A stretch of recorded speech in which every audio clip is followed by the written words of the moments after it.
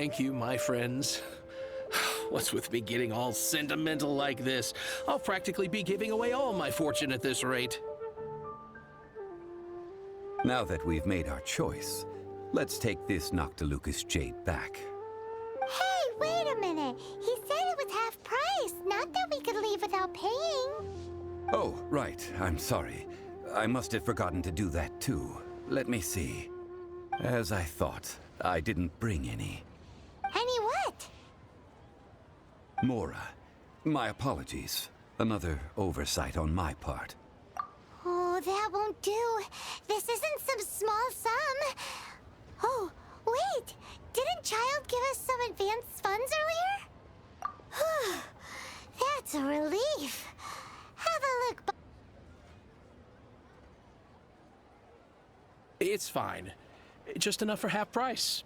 Though, to be honest, it'd be all right even if the sum wasn't quite enough. Well, it's settled then. Let's take this jade to Yujing Terrace. That's where we plan to hold the rite. Look at you bossing everyone around. You didn't cough up a single Mora. I will do my best. You have my thanks.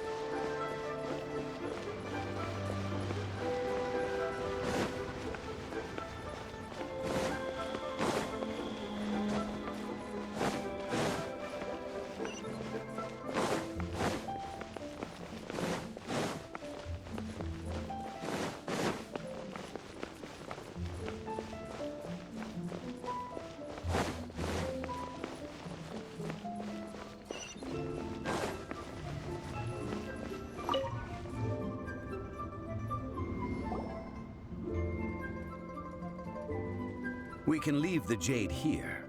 I have already called for a jewelsmith to shape them into the implements that we will need. Ah, yes. I have yet to go and see Child. So, as for the jewelsmith's remuneration... Guess we can't do anything else. Also, is this where we're doing the rite of parting?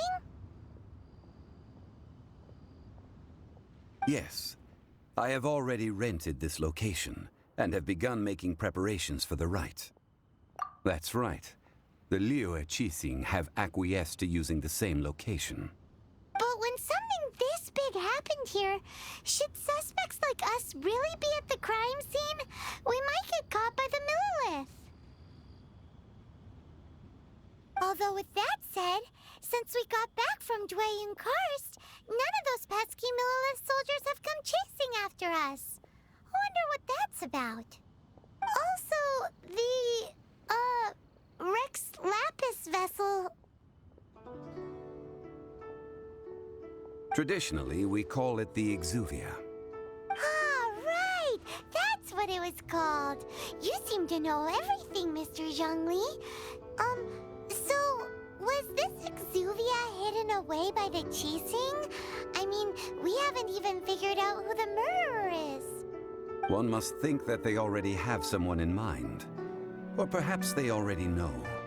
Surely they must have found all the evidence that there is to find here. These things are for the authorities in Yujing Terrace to consider. Trying to help would probably only add to their troubles. Before the rite is conducted, the Exuvia will be kept temporarily in the Golden House. Golden House? The only mint in Liyue, which is to say the only mint in Teyvat. All the Mora that flows throughout the world is minted there. Wow! Oh, no! Paimon wasn't thinking about anything bad. Paimon thinks it suits Morax. But why do you know this, Mr. Zhongli? Since the rite of parting has the approval of the Qixing, It is a semi-official event. As such, there is already some limited information available. Perhaps each has their motives. But this is the capital of commerce. A little exploitation once in a while is not unacceptable. In Liyue, where the god of contracts reigns, only contracts may not be betrayed. I, for one, have no issue with little maneuvers outside their remit. Well then, we should go and prepare the perfumes used in the rite. Perfumes? Where'll we get those? Do we buy them? No. Perfumes used to honor the gods must be freshly decocted. The quality of the silk flowers we require is also special. Silk flower petals contain a fibrous material of good quality, often used in brocade making. Its scent, however, is most elegant, and is especially suited for solemn events, like giving offerings to gods and adepti. It's time for Zhongli's lectures on high society again. We shall not speak of the details right now. Follow me. We shall go to the merchants to purchase our ingredients.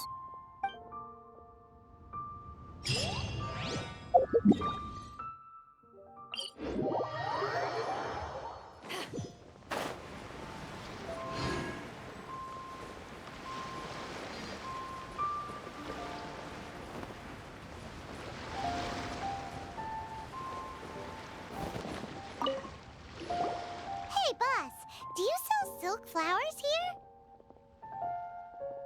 Silk flowers? We certainly do. Which kind would you like? Which kind? The good kind? The best kind? Remind Paimon what kinds there are again? Ugh, you ignorant shoppers. Always coming in here with your stupid questions. Golden House Maiden, Valley Weaver, and Fate's Yearning. One of each to start with, if you don't mind. My goodness, this gentleman is quite the connoisseur. You two must be his servants. Please refrain from any further attempts to contribute. Now then, please peruse at your leisure. Do let me know if you have any further thoughts. Silk flowers exhibit different properties based on how their environmental conditions differ from their ancestral habitat.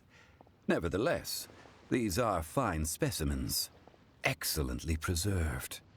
Just look at the abundant foliage here, and these stamens, glamorous as a maiden of the Golden House. This strain is an evergreen, and mostly grows under complex hydrological conditions. By contrast, this variety thrives in any dark, damp location, often in large clusters. Morphologically, it is distinguished by the profusion of petals and densely packed stamens, though its powerful scent gives it away just as easily. Lastly, this strain is quite the recluse. Unlike its exuberant cousins, flowers and foliage are minimal, and when in season, it has a subtle yet enduring scent. It was first discovered by the ancients when they scaled the mountains in search of the adepti. Silk flowers have all but disappeared from the wild today due to geographical changes over Liyue's history. Most are not grown by horticulturalists. Wow! A true connoisseur. Most of that was news even to me. I possess but a smattering of trivial knowledge. My traveler friend is the one to watch. They are on track to set foot in every corner of the world. Oh, Mr. Zhongli, you're way too humble. So, which silk flower did you want anyway? I'll take them all, boss. Again? How can I put this? When purchasing opera tickets, it is natural to decide based on which singer has the most melodious voice. The same logic applies when purchasing a pet bird. But this silk flower purchase is not an analogous case.